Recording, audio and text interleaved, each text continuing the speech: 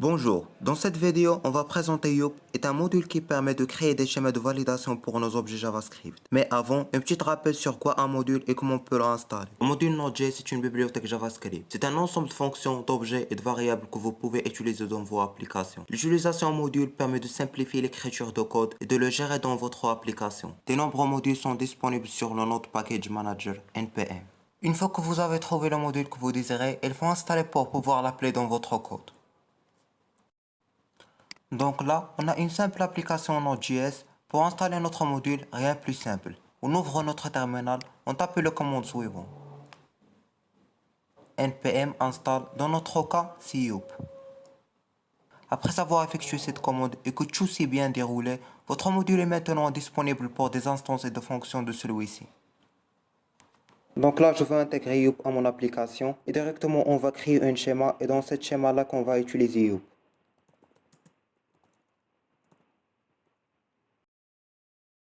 Si ici on mettait le type de données en question, si on veut par exemple objet, on a objet. Si par exemple on veut nombre, on a un number. Si par exemple on veut une chaîne de caractères, on a string. Donc comme exemple, on prend une validation d'un nombre.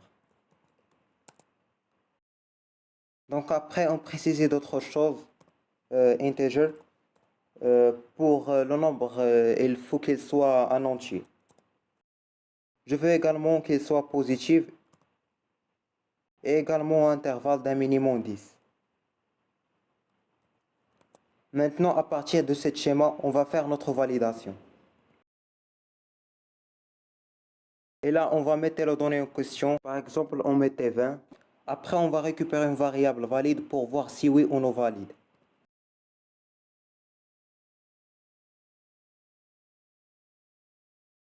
En console, on fait notre exécution. Donc, on voit qu'on a un trou, ce qui signifie que 20 est validé par rapport à notre schéma. Si on mettait par exemple 2, voilà, on a false. Donc, 2 n'était pas valide par rapport à notre schéma. Donc, dans ce cas, on n'a pas un message d'erreur. On peut utiliser d'autres méthodes de validation que vous donner le message d'erreur.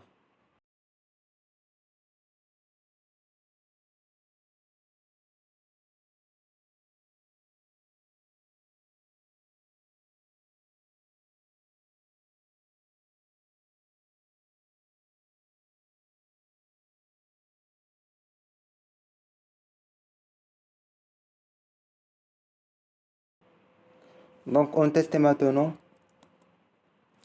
Donc, on a l'erreur. This must be greater than or equal to 10.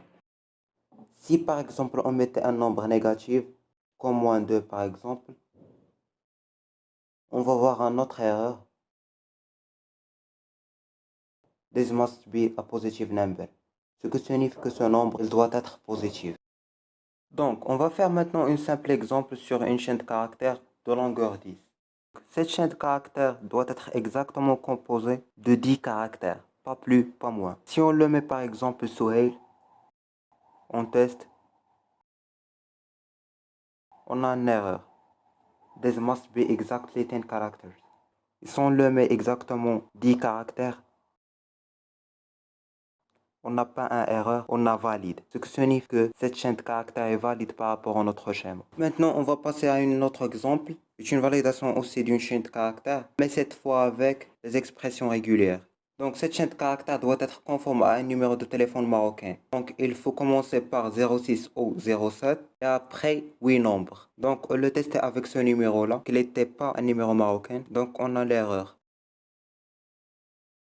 Mais si on le met ici, un numéro valide, on a la conformité. Si par exemple je le mets le même numéro mais avec 07, aussi elle doit passer bien.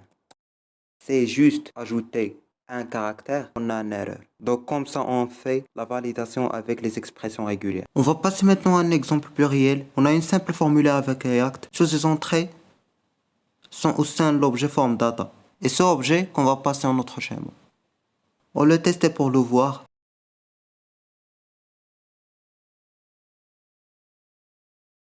Donc c'est ça, toutes ces entrées sont affichées. On va aller maintenant à notre script de validation. On a ici un port Cette mot ne permet d'importer qu'une partie spécifique d'un module ou la totalité d'un module. Elle était très utilisée avec Modern AI. On a ici notre schéma, on a you.objet.ship qui nous permet de mettre plusieurs entrées pour la validation. Et on a les entrées nom, prénom, email, numéro de téléphone et password. Ils sont comme celle-ci au sein de l'objet de validation. Et on a le mot required qui indique que l'utilisateur doit spécifier une valeur pour l'entrée et que cet attribut ne doit pas être vide. Et on a string.email, cet mot qui signifie que cette chaîne de caractères doit être au format d'un email valide. Et on a la méthode matches avec les expressions régulières comme on utilisait dans l'exemple précédent. C'est la conformité de chaîne de caractères avec un numéro de téléphone marocain et après 8 nombres. Et enfin on a password ou intervalle d'un minimum 4 et maximum 10 caractères. On va maintenant à notre méthode validation. On passe à notre objet form data comme un paramètre à notre méthode validate. Puis on a await qui permet d'attendre la résolution d'une promesse. Si tout passe bien, on va voir true en console. Sinon, on va voir l'erreur. On le teste avec les mêmes entrées qui précèdent. Voilà, on a l'erreur en phone number. Si on le met le format correct, voilà, on n'a aucun erreur. Si par exemple on le met un email qui n'était pas valide, voilà, on a l'erreur. Ce que signifie que l'entrée, elle doit être un email correct. Si par exemple on laissait le premier input vide, on a l'erreur à cause de require qui indique que l'utilisateur doit être spécifié une valeur. Vous pouvez consulter les autres options dans la documentation et merci pour votre attention.